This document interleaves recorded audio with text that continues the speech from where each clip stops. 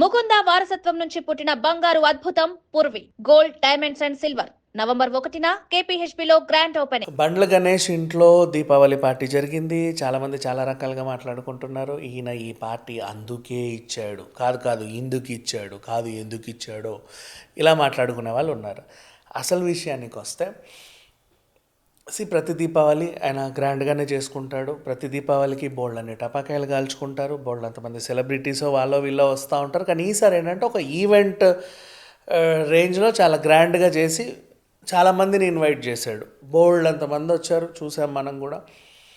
ఇప్పుడు ఏం జరిగింది, చిరంజీవి గారు రాగానే ఆయన కాళ్ళు దండం పెట్టి చేయి పట్టుకొని తీసుకెళ్ళి ఆయన కోసమే చేయించినటువంటి ఒక స్పెషల్ చైర్లో ఆయన్ని కూర్చోబెట్టి సన్మానించుకున్నాడు, ఆత్మీయంగా పలకరించుకున్నాడు. దాపు దర్పం చూపించుకోవడానికని కొంతమంది వాళ్ళ పిల్లల్ని ఇండస్ట్రీకి పరిచయం చేద్దామని, ఒకరిని హీరోగా ఒకరిని డైరెక్టర్గా పరిచయం చేద్దామని ఉంది కాబట్టే అంత గ్రాండ్ ఈవెంట్ చేశాడు. సడన్గా ఫోకస్ మొత్తం షిఫ్ట్ చేసుకున్నాడు. మళ్ళీ ఈయన ఏమైనా సినిమా తీస్తాడేమో, అందులో వీళ్ళందరూ నటిస్తారేమో, ఇలాంటి వార్తలు చాలామంది అనుకున్నారు. కాకపోతే ఇది చాలా సెన్సిటివ్ ఇష్యూ. ఇక్కడ ఏం జరిగిందంటే, కోవిడ్ ఫస్ట్ సెషన్ అప్పుడు, ఫస్ట్ వేవ్ ఆ టైంలో ఈయనకి కోవిడ్ వచ్చింది. ఎవరికి? మన బండ్ల గణేష్కి. ఆ టైంలో చాలా ఆత్మీయంగా దగ్గరుండి పలకరించారు చిరంజీవి గారు. ప్రతిరోజు ఫోన్ చేయడం, ఆరోగ్య పరిస్థితి కనుక్కోవడం, మందులు జాగ్రత్త వేసుకున్నావా లేదా, హాస్పిటల్లో ట్రీట్మెంట్ ఎలా జరుగుతూ ఉంది, నీ వార్డ్ ఎలా ఉంది, శుభ్రంగా ఉందా లేదా, కరోనా చాలా డేంజర్, అన్నీ చూసుకో, ఒకసారి డాక్టర్కి ఫోన్ ఇవ్వు, మాట్లాడతాను నేను, డాక్టర్ గారు ఎలా ఉంది పరిస్థితి, అతను బాగున్నాడా, కోలుకుంటున్నాడా, మందులు సరిగ్గా వేసుకుంటున్నాడా, మీ ట్రీట్మెంట్కి రెస్పాండ్ అవుతున్నాడా, ఇట్లాంటివన్నీ కనుక్కొని ప్రతిరోజు బాగా సూపర్వైజ్ చేసుకొని పూటకి ఫోన్లు చేసి ఆయన కోలుకున్న తర్వాత ఓకే ఇక మీదట జాగ్రత్తగా ఉండు, జాగ్రత్త మందులు వేసుకో అని చెప్పాడు. నెక్స్ట్ ఆ తర్వాత ఏమైంది, కరోనా వేవ్ 2 వచ్చింది. వేవ్ 2లో ఈయనకు మళ్ళీ కరోనా సోకింది. ఆల్మోస్ట్ 80% వరకు డ్యామేజ్ ఉండింది. ఒక్కరోజు అటు ఇటు అయితే మనిషి ప్రాణం పోయే పరిస్థితికి వచ్చింది.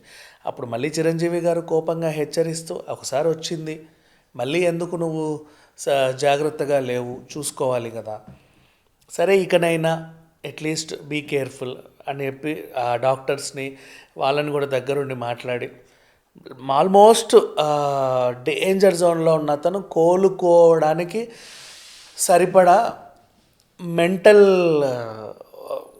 కావచ్చు, లేకపోతే ఇంకేమైనా కావచ్చు, ఓ టైప్ ఆఫ్ శక్తిని ఇచ్చాడని చెప్పుకోవాలి. అలా అతను కోలుకున్న తర్వాత ఆల్మోస్ట్ అంటే ఇక ప్రాణం పోయే పరిస్థితికి వచ్చి అక్కడ నుంచి మళ్ళీ మామూలు అవ్వడం అంటే నాట్ ఏ జోక్. తర్వాత కూడా మళ్ళీ చిరంజీవి గారు ఫోన్ చేసి ఆ బూస్టర్ డోసు, ఆ ఫస్ట్ డోసు, సెకండ్ డోస్ మందులు వేసుకో, మాస్క్ వాడు, ఎక్కడ పడితే అక్కడికి వెళ్ళకు, ఎవరిని పడితే వాళ్ళని రానివ్వకు, బయట ఒకవేళ ఖచ్చితంగా వెళ్ళాల్సి వస్తే జాగ్రత్తగా వెళ్ళు, మీ స్టాఫ్కి కూడా చెప్పు, మీ పనులకు కూడా చెప్పు, కార్ క్లీన్గా పెట్టుకో, శానిటైజర్ వాడు, ఇట్లాంటివి అన్నీ చెప్పి ఆయన మోటివేట్ చేసినందుకు, ఒక మనిషి బ్రతికిన తర్వాత ఈ మోటివేషన్ కూడా గుర్తుండే ఒక కృతజ్ఞత భావం ఉంటుంది. ఆ కృతజ్ఞత భావంతో, అంటే నాకు ఇంకో జన్మనిచ్చావు నువ్వు అనే కృతజ్ఞత భావంతో ఆయన్ని చూసుకోవడం, ఆయన ఇప్పుడు ఈ దీపావళి పండగకి అసలు నేను ఇలా ఉన్నాను అంటే దానికి కారణం ఆ రోజు మీరిచ్చిన మనోబలమే, మీరిచ్చిన మనోధైర్యమే, అట్లా ఫీల్ అవుతారు కొంతమంది. అప్పుడు వేడుకకు వచ్చినప్పుడు కూడా తీసుకొచ్చి ప్రత్యేకంగా కూర్చోబెట్టి కాళ్ళకు నమస్కరించి ఒక దేవుడిలా చూస్తాం. ఇప్పుడు యాక్సిడెంట్ నుంచి ఎవరైనా కాపాడినా, ఇంకెక్కడి నుంచి ఎవరైనా కాపాడినా వాళ్ళు మనకు దేవుడితో సమానం, మళ్ళీ మనకు ప్రాణం పోసినట్టే చెప్పాలంటే. అట్లాంటి సిట్యువేషన్ నుంచి తను తీసుకొచ్చాడు కాబట్టి చిరంజీవి గారికి కృతజ్ఞతగా ఆ ఈవెంట్లో మసులుకున్నాడు. యాజ్ వెల్ యాజ్ రెగ్యులర్గా దీవాళీ చేసుకుంటున్నాం కదా, ఈసారి ఇంకొంచెం బాగా చేసుకుందాం అనిపించింది. ఎందుకో 10 మందిని పిలిచి అందరిని పిలిచాడు, సెంటర్ ఆఫ్ అట్రాక్షన్, ఒక ఈవెంట్ లాగా దాన్ని చేశాడు. Everybody are happy. దీంట్లో లోపాలు ఎత్తుక్కోవాల్సిన అవసరం లేదు. ఎందుకంటే బండ్ల గారు ఎప్పుడు ఏదో ఒకటి వివాదాస్పదంగా మాట్లాడతాడు, ప్రవర్తిస్తాడు అని తెలుసు కాబట్టి ఇలాంటి రూమర్స్ వస్తాయి. బట్ దీంట్లో ఈ సిట్యువేషన్లో మాత్రం పాజిటివిటీ ఉంది, పెద్ద ఏం లేదు. లేదా పరమేశ్వర్ ఆర్ట్స్ పైన ఆయన ఇంకో మంచి సినిమా తీస్తే ఇంకా మంచిదే. తేజ సజ్జా వచ్చాడు, మొన్న హిట్ అందుకు నా పిల్లోడు వచ్చాడు, అబ్బాయి పేరేంటో లిటిల్ హార్ట్స్ అబ్బాయి వచ్చాడు, మౌలి, ఇంకా చాలామందిని పిలిచాడు. వాళ్ళని పెట్టి మళ్ళీ ఈయన పెద్ద ఆయన బ్యానర్లో పెద్ద పెద్ద భారీ మొత్తంలో సినిమాలు కూడా చేయొచ్చు.